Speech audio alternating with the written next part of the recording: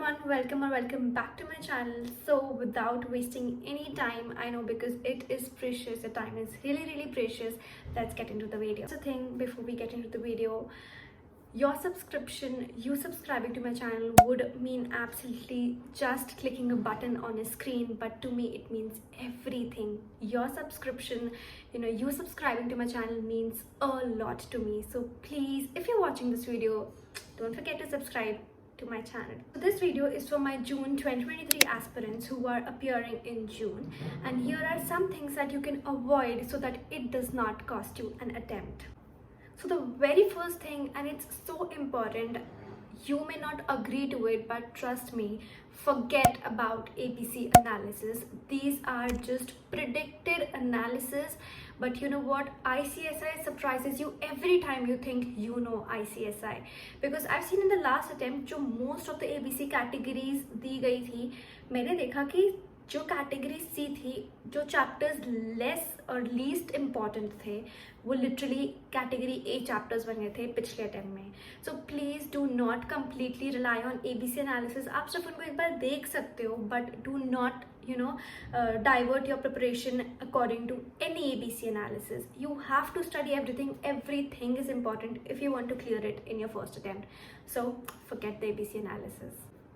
The second thing is, हम इतना focused हो जाता है कि हमें रिवाइज करना है, हमें ये करना है, हमें वो करना है, हम भूल जाते हैं. And we often do not plan कि हम किस तरीके से पढ़ाई करेंगे एक दिन पहले हमारे एक्चुअल एग्जाम के. एंड उस टाइम पे फिर आप इतना पैनिक होते हो, मैं भी होती थी, इतना पैनिक हो जाते हो कि you not know, and ultimately आप कुछ भी उठाते हो, आप बहुत स्कैटर्ड रहते हो, you are not at all organised.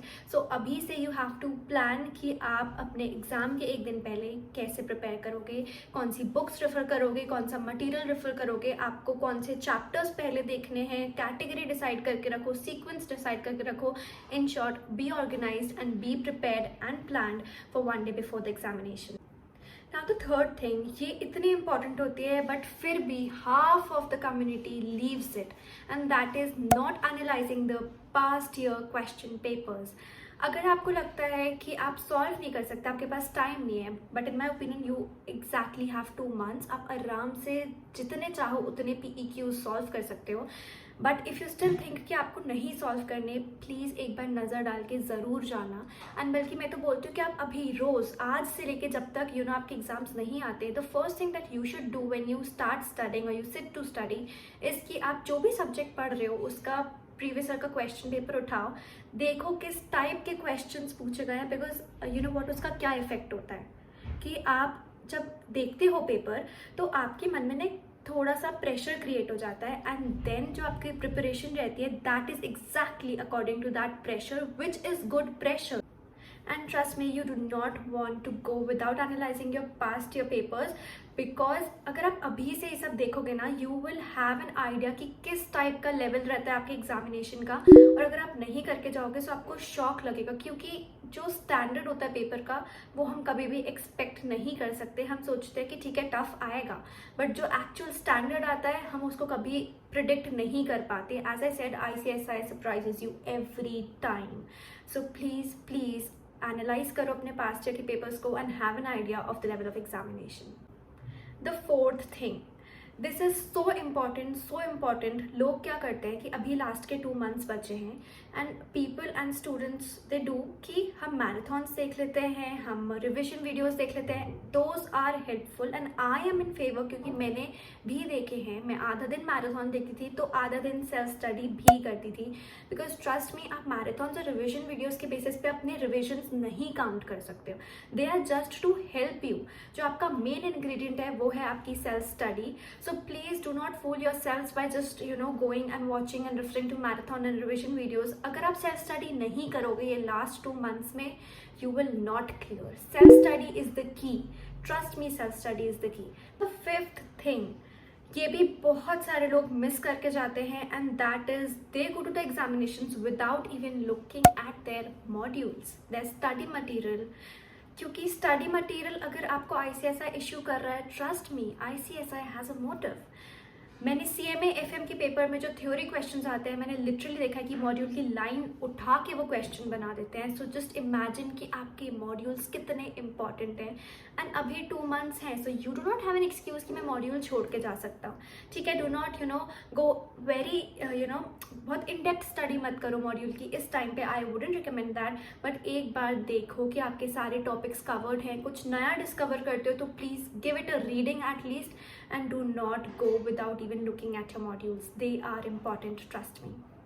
Now the 6th thing, अगर तुमने ये किया ना, तुम definitely fail हो रहे हो. I guarantee you failure. Sorry for saying that, but that is changing your study material. तुम अपने नोट से भी पढ़ रहे हो, तुम्हारे फ्रेंड ने तुम्हें कुछ नोट्स भेजे, तुम उससे भी पढ़ रहे हो, तुम एक चैप्टर इनके किसी और अकेडमी के नोट से पढ़ रहे हो, एक चैप्टर तुम मैराथन के किसी नोट से पढ़ रहे हो. तुम 10 अगर नोट्स रेफर करोगे, so ultimately all you will have in your brain is 10 different things. And trust me, you do not know the power of referring to one single study material. मैं आपको बताती हूँ, if you have watched my previous videos, मैंने उसमें भी ये चीज़ बताई है.